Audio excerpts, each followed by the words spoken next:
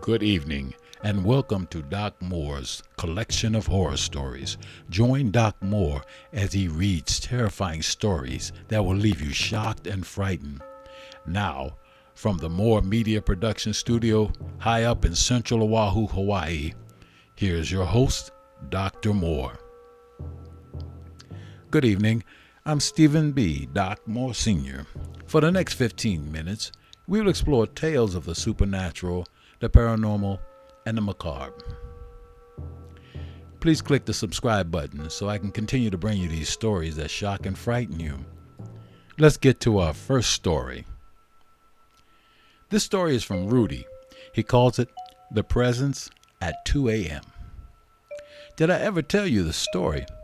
This is true for real. Back in 1967, my dad moved us into a 5-bedroom house built in 1956.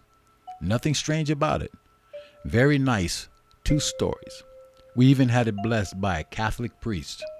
Anyway, one night my sister came into my room about 2 o'clock in the morning and woke me up. She looked scared as hell.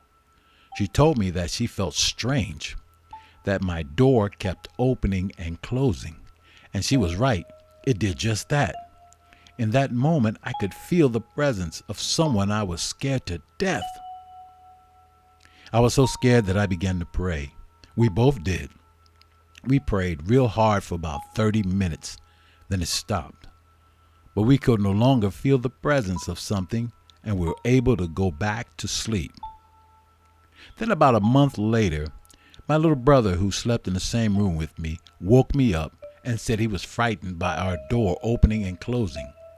Same time, 2 o'clock in the morning, and in a fearful state. We prayed for it to stop. 30 minutes went by, and it finally stopped, and the feeling of a presence went away. It never happened again after that. However, one day, after playing with our neighbor, she told us that the people who lived in the house before us had a young daughter who became very ill and died in the house early in the morning. This story came from Rudy. This was a tough story, shocking. And Rudy has more stories for us, and we will provide those stories in the future episodes. This next story comes from James. James calls this story The Visit of the Vampire. I knew some of the folklore beliefs of Romania. Werewolves